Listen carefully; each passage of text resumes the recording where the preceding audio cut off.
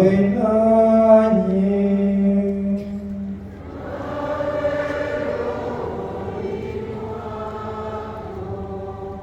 Somo la Injili takatifu ilivyoandikwa na Marko.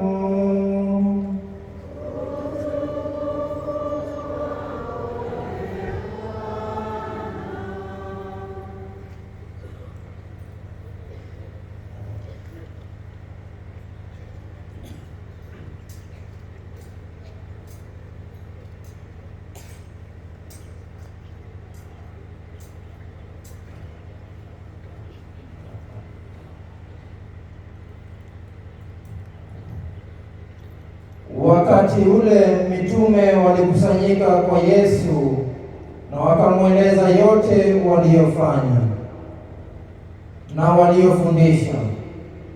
Akawaambia, njooni tuende sehemu ya upweke mpate kupumzika kidogo, kwa maana watu waliokuja na kutoka walikuwa wengi mno hata wasipate nafasi ya kula.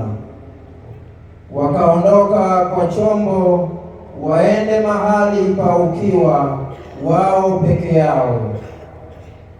Watu waliwaona wakiondoka, na wengi walitambua shabaha yao.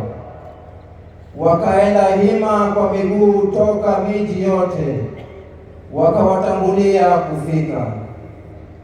Aliposhuka pwani, aliona umati mkubwa wa watu, akawahurumia, kwa maana walikuwa kama kondoo wasio na mchungaji.